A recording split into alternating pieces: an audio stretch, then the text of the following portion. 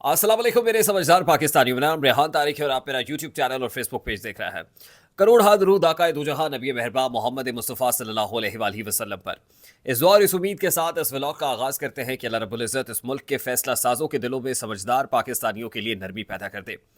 बहावल नगर वाक़े पर दिल बर्दाश्ता होकर एहतजाजन पंजाब पुलिस के जवान ने अपने ओहदे से ना सिर्फ इस्तीफ़ा दे दिया है बल्कि अपने यूनिफॉर्म को पब्लिकली नजर आतिश कर दिया गया है।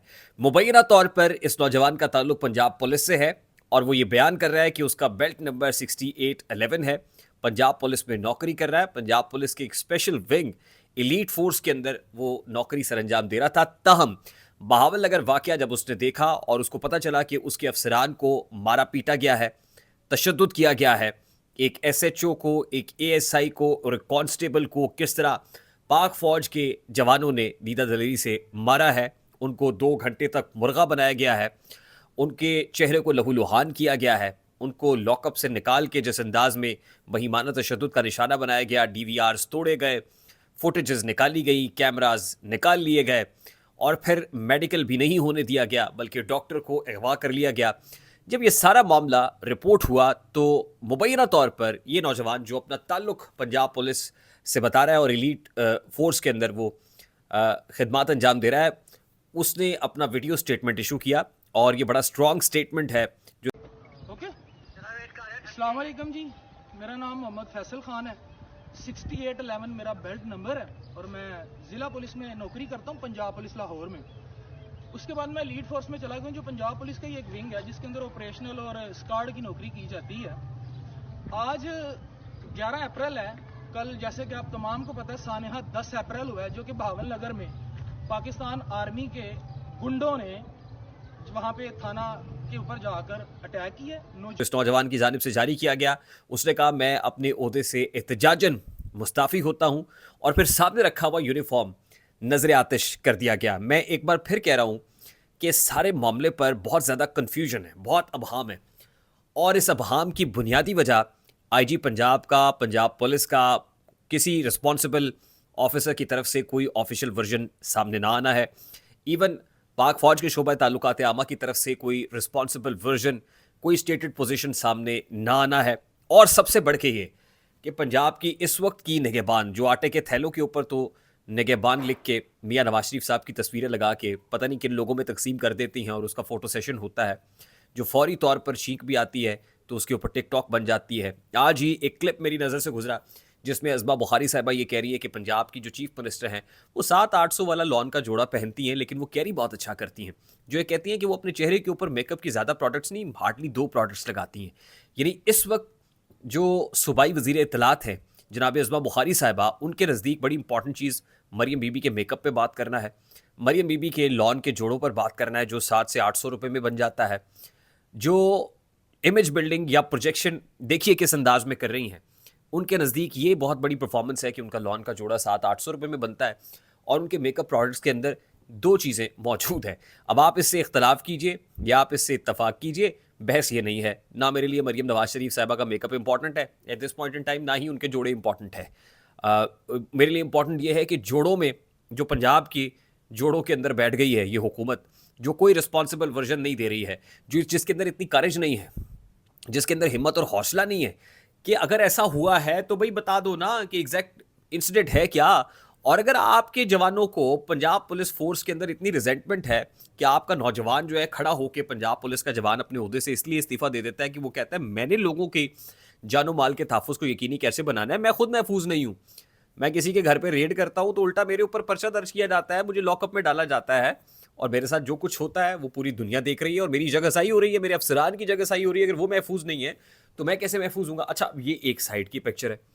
इसके ऊपर सोशल मीडिया पर जिस तरह का तूफान बदतमीजी बपा है, ये एक दूसरा पिंडोरा बॉक्स है।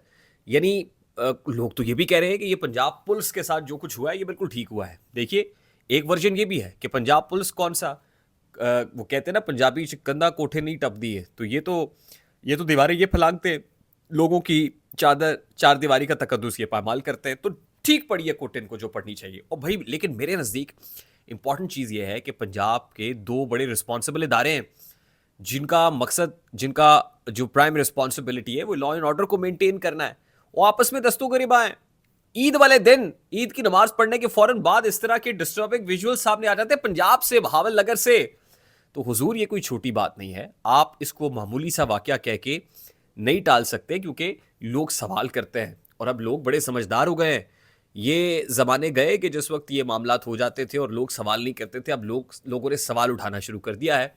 लोग इतने समझदार हो गए कि वो पूछते हैं कि मुझे बताइए कि हुआ क्या है। वो उनको अपनी पड़ जाती है।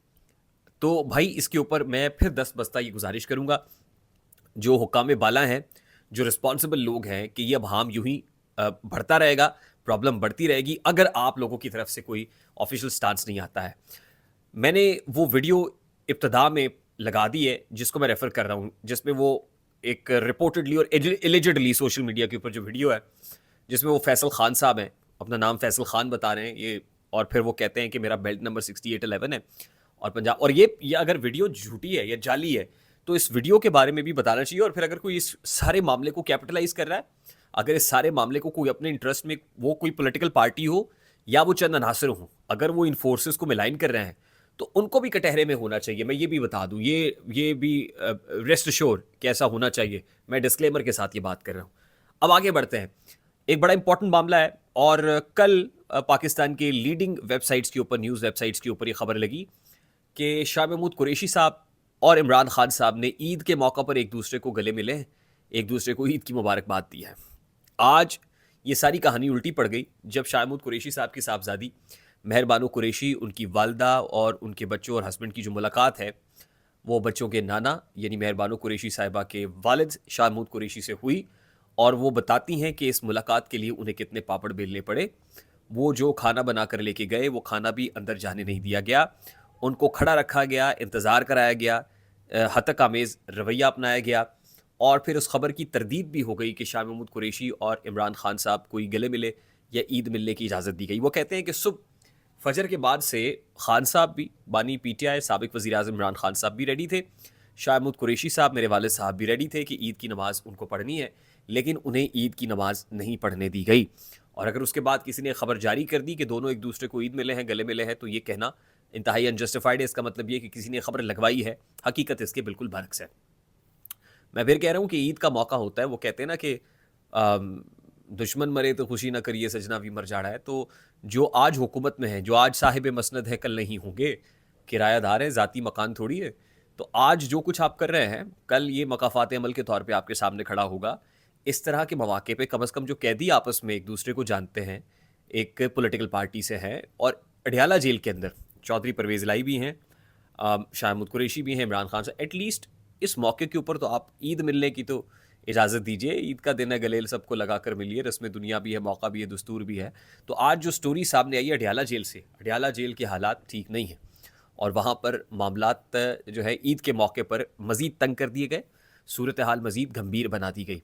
And news out from the centre is के ना तो शाह महमूद कुरैशी को ईद की नमाज़ पढ़ने दी गई, ना इमरान खान साहब को पढ़ने दी गई, और ना ही गले मिलने दिया गया। तो आज आप जो बोल रहे हैं, और मैं आपको बता दूं कि ईद के दिन है, ईद गुजार लीजिए, उसके बाद बड़ी बड़ी खबरें आपके सर पर आज खड़ी होंगी, सियासी मंजरनामा यकसर तब्दील होने वाला है, बस इंतज़ार कीजिए। आई होप मेरी बात आप तक पहुंची होगी। अगर पहुंच जाए तो वीडियो को लाइक और शेयर करना मत भूलिएगा। चैनल पर नए हैं तो चैनल को सब्सक्राइब कर दीजिएगा, बेल आइकन जरूर दबाइएगा। मुझे रेहान तारिक को इजाज़त दीजिए, अपना बहुत सारा ख्याल रखिएगा। अस्सलाम वालेकुम।